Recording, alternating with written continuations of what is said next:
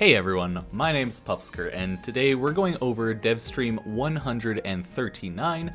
I want to make a general review and thoughts video since it was, in my opinion, the best Devstream I've ever seen because they've actually given us so much information and positive progress comparative to literally any other Devstream where they just kind of like talked about fan pleasing and they didn't ever actually give concrete changes. But during this dev stream, they gave concrete changes, number changes, and just overall positive changes to the game and community. And in my opinion, pretty much not a single thing that they talked about is over negative compared to positive. I want to say the negatives of some of the things all outweigh the positives, or vice versa. The positives of it outweighs the negatives. Sorry, I'm just a little derpy, clearly.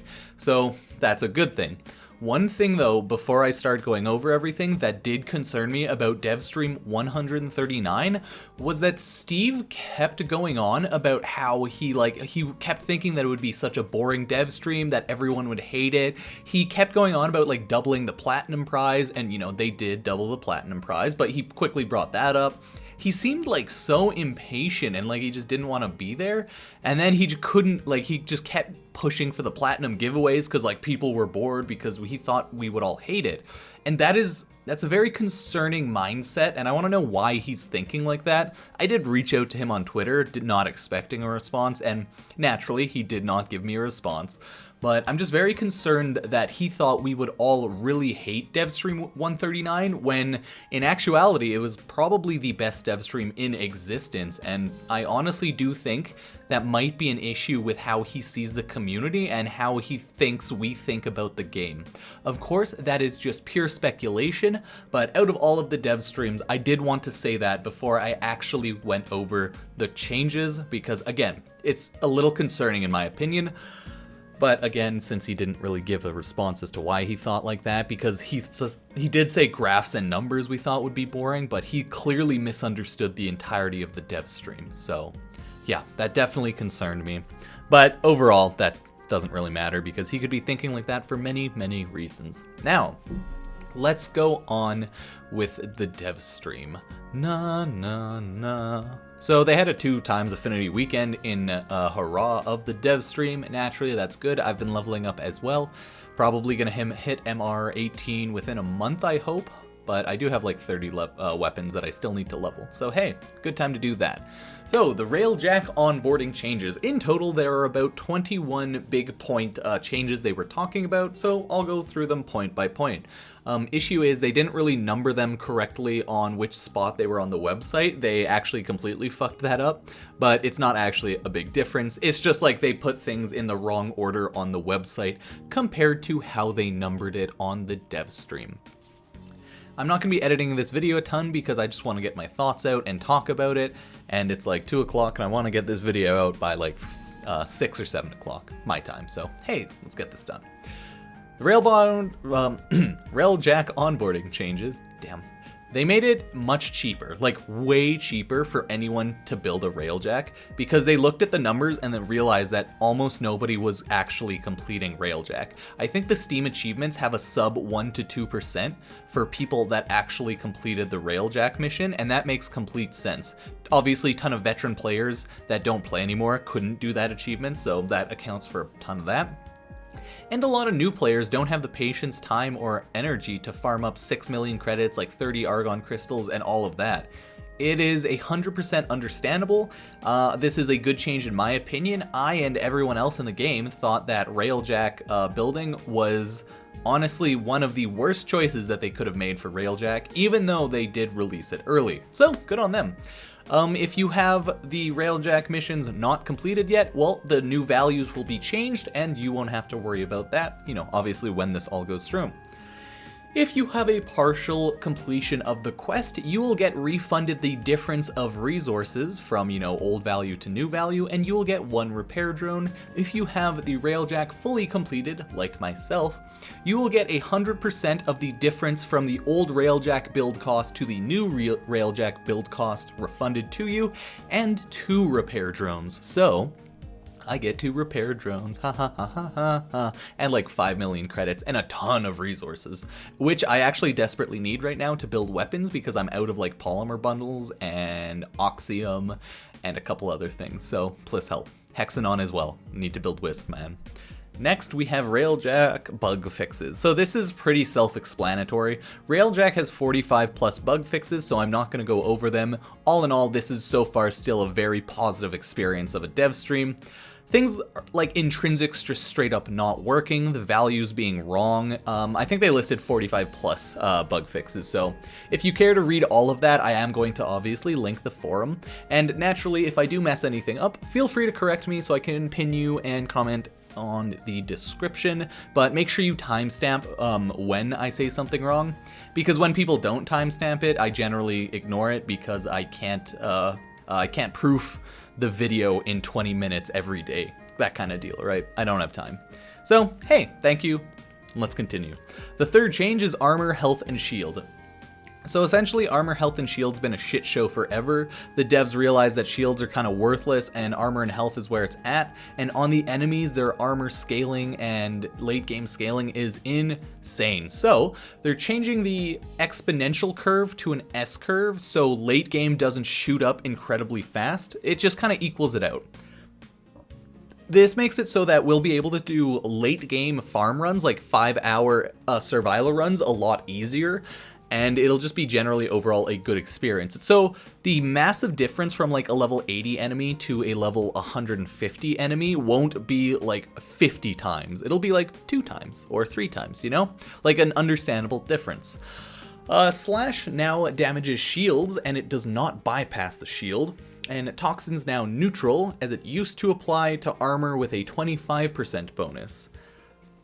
So yeah, you essentially still have to get rid of the shield first and then attack armor. Nothing too big of a change there. The slash procs kinda will piss some people off, but that's understandable. I don't really see this as a massive change. So I'm okay with this. It's overall a good thing in my opinion. If you want to read more about the changes, obviously go read on the Warframe forum wiki, or the Warframe forum, because I'm not going over everything in incredible detail.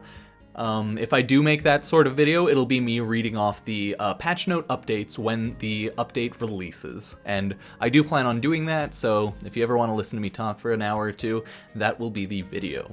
And then the fourth change was straight up infested damage. Since infested are melees, they don't have the opportunity to hit you as much, so they've simply been buffed in damage. Fifth change is AI aimbots. The general idea is AIs have an incredibly good aimbot once they get a high enough level. I think Steve said around a level either 80 to like 120 is when their aim becomes pretty much perfect, because the way their aimbot works is it's based on level, and once they hit that level, that's like on 100% accuracy cap. So they essentially tone down the late game aimbots so you won't get sniped randomly here and there.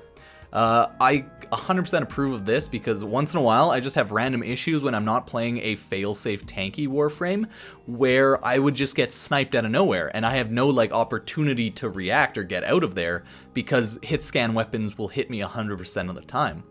People have had those issues for ages and it really sucks, but luckily they're helping to tame that down. So, you know, less traditional tanky Warframes with less safeness can actually be played. On to the next issue, shield gating. This kind of actually ties in with the AI aimbots. So I'll explain the shield gating this way. For the player, you can't get one shot because depleting shields now adds a slight invulnerability timer. So if I have a shield and I get sniped instantly and the shield's gone, it will make me invulnerable for example, half a second. They haven't thrown out any concrete numbers, so I'm just saying half a second as, you know, a placeholder. But they did say they'll tweak it and look at changes. Again, none of these numbers are technically 100% set in stone. Everything can be changed, but it looks like they have this dev stream pretty fleshed out, so I'm not too worried about any of that. And for the enemies, Corpus in particular, they also have shield gating. Headshots and weak points bypass the shield gating, meaning you can still one-shot enemies, and 5% of your damage goes through the shield gate. So 5% of damage bypasses shields, gates. So if you hit an enemy with like 100 shield, 500 health with a 10,000 damage blast, that's gonna one-shot him no matter what. And abilities ignore shield gates on enemies, so that you can use Frost and you can use enemies with hard AoEs without doing it twice and ruining the game. I am curious about shield gating. It sounds not like a bad idea in particular, but it really depends on how it's implemented. In theory, it could slow down the game a ton if I'm shooting at enemies all the time and I just want to like dick around with a hit scan weapon. And then like I'm body shotting all of them, but they're not getting killed. And I don't imagine that's going to happen because of the 5% damage goes through the shield gate. So in total, I think the shield gate's going to be a good idea. Their explanation for it was they want to make Warframe a little bit more skilled, like in the sense that, oh, if you just want to headshot everyone and be a pro aimbotter, not actually aimbotting, but you know what I mean, then you can do that and that'll show on your skill. But if you don't want to do that, then you should still be fine. It just might be slightly harder in late game missions, but it doesn't seem to be because of the whole 5% shield gate timer. So, or shield gate ignore. So that should be okay. In total, so far, I have literally 0 issues with any of these. The infested damage one could be seen as negative, but I see that one, yeah, it's just an understandable change. I myself like to play melee more often than use guns, so that's gonna fuck with me a little bit, but I don't mind. It is what it is, right? And I kind of agree with it, so, like, almost entirely. So nothing so far has been bad, in my opinion. Music in the background, by the way, will most likely just be random Warframe background music, so hopefully you like that. And the gameplay in the background's probably gonna be when I was farming for Korra.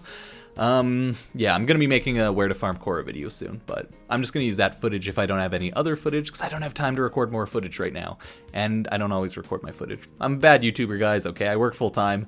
I do this for fun, okay? Leave me alone, please. Love you. Self-damage changes. No, this is awesome. In my opinion, this is fucking great. Self-damage changes. Self-damage is completely taken out of the game and replaced with a stagger. How that works is essentially if you shoot an explosive near you, it knocks you back, but they were going on about how there is a way for you to like skillfully ninja recover, like by hitting spacebar at a good time or like your action key, but they were not properly able to explain or show that off, so it's hard to say how it works for sure. I think during the stream they said that it was like enabled by default and they weren't too sure, so we're not 100% on that yet. Stagger weapons will all do 20% more damage now with these changes, but the AoE range will decrease by 50%. So this is so you can't like take the Tonkor and like the Kuva Brahma and all those massive explosive weapons and just decimate maps in seconds. Overall, I think that's a good change. I like the weapon increase and range decrease. Like obviously, a range decrease sucks, but it's understandable. Like massive range on every AoE weapon would be a little too much. But still, damn. Excavator health/shield scaling changes. I have literally no fucking idea why it has taken this long, and it has concerned me greatly why it has taken this long. But excavators are finally, after 7 years of this game existing, getting level scaling. So another thing that really concerned me about this dev stream, other than Steve straight up not understanding the community, was the fact that a lot of these changes are so no shit, and we've been asking for them for multiple years on end, and we've been ignored completely by the devs until now. So I'm concerned that they're gonna go back to their old ways of thinking and completely ignore these changes, because all of them, literally all of these changes are way better for the game, and almost all of them we've been asking for years. Like a ton of them we've been asking for years, and it's all fallen on deaf ears. So I am glad that they've finally started listening to us, but I am concerned that they're gonna go back and start ignoring us again, because as we all know, actions speak louder than words, and if these changes get pushed through, that is an actionable difference. They did something this time. They made a difference, they listened to us, and they made changes that will overall probably be really good for the game, and it could see a massive player increase. But, guys, why did it take this long? Like, this is also common sense. Like, a lot of the players they feel like the devs have been spitting in their faces for so many years. And I do think this is a step in the right direction, but it very much concerns me how much pushback we had to give Digital Extremes and how much player base they had to lose for them to start listening to us. Don't get me wrong, I will always say good job when they do a good change, but that does not disregard the past atrocities that they have pulled. Yeah, I know I'm saying this in a super dramatic fashion, but that's just because I know how to talk like that. It's not that dramatic, but it is concerning in a sense. So that's being changed. Overall, good thing. I will obviously have to wait in the future to see how they continue developing the game and respond to players, but overall, a massive great change in the right direction. So thank you to all of the devs and managers that are helping push this through. Past the excavator health and shield scaling, we have pretty simple Titania changes and Vauban tweaks. For Titania, it's essentially a ton of usability tweaks on a lot of her abilities. I can't really comment on them at all because I do not have Titania or play her much yet, so go read up on them if you want. There were a lot of like very minor usability changes, so I just don't want to bother talking about it. Vauban simply has more armor. Base Vauban has maximum 150 armor from 50, and Prime Vauban has base 200 from 100. So Base and Prime got 100 armor increase. They're also making a reward change to the nodes. Again, we've been asking for things like these for years. You'll see like a ton, almost all of these we have been. So it's just important to note and think about that. Reward changes to the nodes. Pretty much all of these small tier reward tables on the nodes are getting axed. And that is in the sense that, for example, when you get a endo reward drop table, there's 3 values you can get. Like, let's say, for example, you get a value of 10, you can get a value of 20, and you can get a value of 50.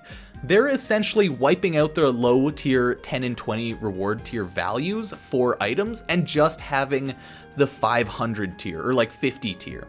So just for resource drops, they're getting rid of the low tier ends of the resources because the devs have realized that they don't serve a purpose, and when we get a 10 endo drop, we might as well just not have gotten a drop. So it makes sense. So that's like just with items, right? So they're going to be changing that with endo, credits, Tellurium, things like that. Not Tellurium. Tellurium doesn't really drop, but polymer bundles, you know, things like that. And select UI changes from Workshop Part 2. So these are also a ton of changes we've been asking for ages, and they're UI changes. They're great. Item labels are now set on by default, but can still be turned off in your settings. So their explanation for this is when the game was new, a lot of things didn't look familiar, but now that the game's been out for so long, they've released so many more weapons and primes that too many things look familiar. We've known this for like, I want to say 3 to 5 years we've been asking for this by now. So it's a little concerning again that it took them this long to realize that they might need it, but I'm glad that they've finally listened and are implementing it. Because when they say like 10% of our items share icons, but 90% of them don't, they need to understand that 80% of the items we never fucking care about or look at, so it's irrelevant, and they're so like standoffish and like hidden, right? Whereas like we see 10 to 20% of the rewards very often, and duplication rewards are a high amount of what we see. So it's glad that they're finally realizing that and implementing that into this game. So thank you, DE. Avionics screen no longer uses hold to confirm, thank God. Intrinsic screen no longer uses hold to confirm, thank God. These are just needless time gates and for such a simple thing for us to do during gameplay, so I'm glad they took that out. Again, they are listening to us, especially in regards to Railjack, because I think after 2019, the devs realized they cannot keep fucking the game over as hard as they did with Kuvaliches and Railjack, and the lack of good thought that went into any of the updates. So it looks like someone had a kick in the ass and may have been like, guys, you're really dropping the ball here. You need to pull it together. And I'm glad that they are now pulling it together, because 2019 will be one of the worst years other than the founding years of Warframe, in my opinion. And nothing they can do to obviously will ever change that, because the past is the past. So we have to look forward and to look at the positive changes that they may make in the future.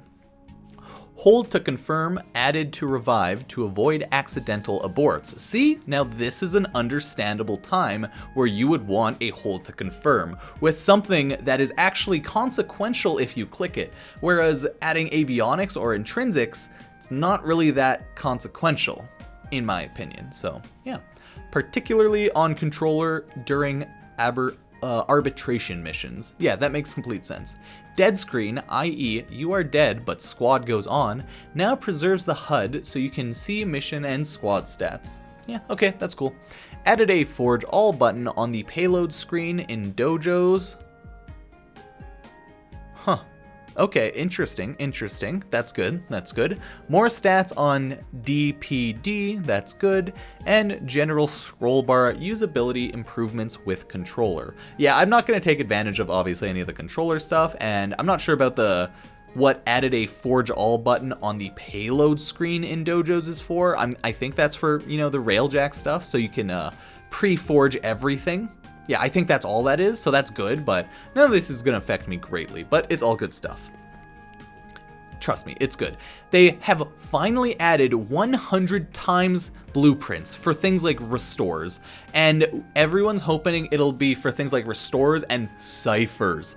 My god, why have they not made 100 times for ciphers in the 7 years this game has been out? God knows why, but they've finally done it, and thank God they have. But they did say it's now going to use some railjack components so that they can, kind of push people in the avenue of playing railjack. On one hand, while I completely understand why they are doing this, I think they're doing this for the wrong reasons. They need to understand, like, railjack all in all isn't a great game mode. And until they fix the, innate problems with railjack, just forcing people to play it is not a good idea. Now, I think they've, for the most part, fixed up railjack to the point where it is a usable thing to do, but if the railjack components to make these are so atrocious, then I will say they completely fucked it up and dicked us over hard. But again, I think they're actually looking in the user's mind this time, so I think they're going to make reasonable resource amounts. So we'll have to wait and see on that. But I do think overall that one looks to be a negative experience. But at the same time, I understand why it's a needed thing to get people to play a lot of things in the game. It makes sense, but please fucking fix railjack first. Sentinel mods, shared usage is now allowed, so if you equipped a mod on your Sentinel's gun, you can also equip that on your gun. So this has been, again, another thing we've been asking for so long. It's not that, we should always think of that in the fact that sentients just kind of suck. They're there and they give great utility and boosts, but damage-wise, they are not there for damage. They are there for utility and buffing, essentially. They can do damage, but most people do not play in the sense that their sentients, Kubro, and whatnot will do the most damage because you can build for yourself to do more damage. So this makes complete sense. It's always just been such a pain in the ass to think that I need to have 2 primed mods, 2 primed target crackers, 2 primed, crit chance mods. That is not a good way to play the game. I feel like that was an artificial way to dick over the players into buying and spending more time getting mods. And I don't think the devs ever looked at it like that, but that's how it ended up becoming as a feature in the game. So this is a great change that we've been asking for so long. Thankfully, they listened. Yay, this is awesome. And then general arcane changes. I'm just gonna read these out because I'm not a massive arcane knowledge man, because I haven't really fucked with Eidolons too much as the game has so much to do and I have videos to make and the videos themselves take way too much time. Arcane changes. Increasing the maximum rank of Warframe and Operator Arcanes to 5 up from 3. Arcane revives are a bonus that begin on rank 3, so I think that's good. Adjusting the power of arcanes at rank 5 to generally behave as if you had 1.5 equipped, list as follows. So I'm interpreting that, so the jump from 3 to 5 is gonna be a 1.5 boost. That's how I'm interpreting that. I'm not sure if they're saying anything else. Yeah, no, that seems to be how they're saying. So they're just buffing arcanes in general 1.5 times. So that's a good thing in my opinion. Reveal hidden contents. Okay, removing the ability to equip 2 of the same arcane simultaneously. This is going to annoy a lot of people, but I agree with the decision in general. It doesn't make sense to be able to equip 2 of the same arcanes when literally every equipable like that in the game is unique, i.e. mods. It makes sense, so I'm okay with that. On a technical standpoint, it will suck for some people because arcanes are like meh and not a lot of them are super OP, but that is okay. Added the ability to distill assembled arcanes back into multiple unranked ones. Cool, that is a good quality of life change. Operator Magus Arcanes will be overviewed in the official patch notes, but will also receive 5 ranks, and adding Arcanes as a reward for Operation Scarlet Spear. So they're in general buffing and changing up how Arcanes are, like some of the Arcanes, because they realize that a lot of Arcanes are actually dog shit and worthless as well, and I think they said about the same 3 to 5 Arcanes were always being used, so they're looking to change that up as well. I'm not gonna talk about the entire list because it is massive. There's a decent amount of arcanes in the games, okay? Change 15. Greater than, they change status. Greater than 100% status chance will now have meaning again. So they're changing how status works. Shotguns were nerfed since 100% status chance on shotguns mean each pellet applied 100% status chance, where 99% status chance split amongst the pellets. I think they said it would be about 32%, and then it would jump to 100% instantly. So to compensate that, everything got buffed. Shotguns were nerfed. The status chance now properly scales, so if you hit 100% status chance, it'll still be more like 32-ish% for the pellets. So since they nerf shotguns like that, all of these shotguns got a 3 times status chance buff. Awesome, sick. So that's how they counteracted shotguns being railed so hard with 100% status. You can now have over 100% status, meaning over 100% status means you can apply 2 status effects at once. Awesome. Also, a new meaning to double status is not fully explained in the sense that they were talking about like maybe having it so if you hit double procs on toxin, so since you have 110% status and you hit toxin proc, maybe it would be a super toxin type of proc, but I don't know if they fully explain that or I just didn't fully pick that up, but something along the lines of that. And now they're fixing multi-shot, fucking with the crit and status percent chance numbers. If you go into the game right now and you equipped a multi-shot onto your gun, it increases your status percent chance and your crit percent chance. Not properly though, because it does not change your actual status chance or crit chance. It just changes the visual. Because it interpreted like this: since you have a 50% chance to shoot another bullet, that should increase your crit and status chance by 50%, because another bullet means another chance to proc. That is obviously not a good way to do math at all, and they're fixing that. Again, this is very concerning that it took them this long to like change this, because statuses and crit numbers have always been a fucking joke that I could never rely on. But thank Christ they're changing it. Oh, thank God. 16. Status mods are all now buffed. So status mods have sucked for the longest time. We've had like things like Malignant Force, or sorry, not like the Super Toxin one, where it gives you 60% status chance and 60% toxin damage, where we still had the mods that give just flat 15 and sometimes 30% status chance. Those mods that give just flat 15% and 30% status chance have been upgraded to 90. I think like 3 of them are 15 and then like maybe the shotgun one is a 30% chance, but those are now just flat 90. It's crazy that it's taken them this long to actually do that, because the 15 and the 30% status chance mods weren't mods that a single person in the game would use ever. Like there would be no point other than like maybe to get a shotgun up to 100% chance, but even then you just use things like Malignant Force. So yeah, Stupid, but I'm glad they finally made these changes. These are all very obvious changes, especially the last like 10 that we've all known about, and they should have changed for the longest time. So that is one of my reasons, like, I'm super concerned, but I do think they're heading in the right direction, so I'll give them props for that. But naturally, the future changes do not bypass past fuck-ups, naturally. I am very harsh on DE, and I hope they at least realize if they ever hear one of my videos, I'm not personally harsh to them, I am harsh to them as a company, you know? But again, they are the type of company that last year took a lot of things as quote-unquote personal attacks, so actions speak louder than words, DE. Actions speak louder than words. Grenade markers, essentially they now made a visual for when grenades are thrown, because they used to have it so it just beeps and made noise, but in a game where everything's a noise, there's too much, so it all got drowned out. So now they have a visual marker for when grenades are thrown. Awesome. Oh, also, Grendel can now eat things like bombs and stuff. I think they just lightly picked that up. That's cool. That's all I can really say about that. It's not a huge change. It's just, hey, pretty cool. But hey, the grenade markers visuals is awesome.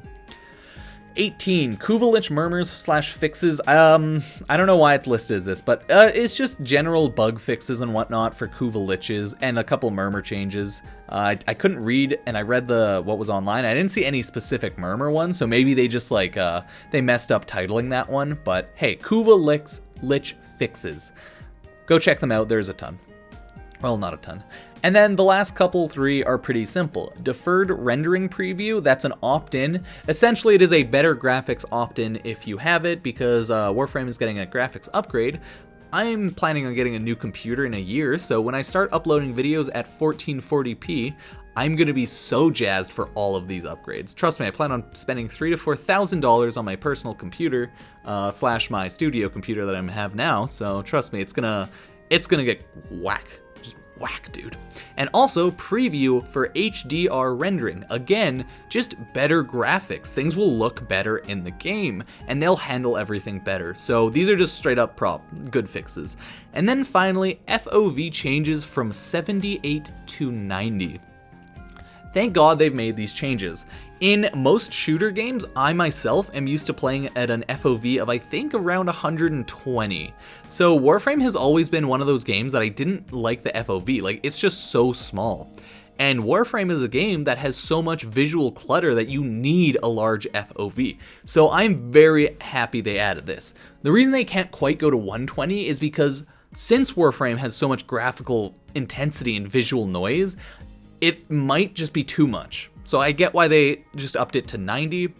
One thing is, like, Steve kept going on about like how I don't think Steve at all liked 90 FOV, because he kept shit talking and calling it like old fishbowl, like Quake FOV, and it just sounded like he in general didn't like it. I don't know, like Steve overall just seemed to be more negative about this dev stream than in past dev streams, and I have no idea why. It legitimately just rubbed me the wrong way and just was a slight cause for concern. So, like, I'm not saying he's a bad guy or anything, because again, don't take personal attacks as a thing, because I'm just commenting on how he was. I'm so careful not to say that now, because I'm afraid DE is just so afraid of taking criticism, you know? Especially harsh criticism. So, guys, I'm not saying Steve's a bad person, it's just he seemed overly negative and afraid of this dev stream, and that was a cause for concern. And I kept all of this in mind during the dev stream, because it was really weirding me out the entire time, but hey. So those are the changes on DevStream 139. Guys, if you made it past this whole 35, 33, whatever minute video, I thank you a ton. If you liked the video, I would appreciate it greatly if you were to subscribe and check out some of my other content, but if not, I understand as well. I try to make Warframe guides and keep up with the general updates. I am not making a ton of like new content updates, just because I'm trying to blast through my Warframe farming series on all of the old Warframes. So that is my plans. I will 100% start covering newer updates and newer content once I'm done with that. But please understand that I work full time and I just do this as a hobby, and I like to spend time with my girlfriend and live my life. So I'm not a full-time YouTuber or anything like that. So please understand. Thank you, and I will see you guys next time. Peace.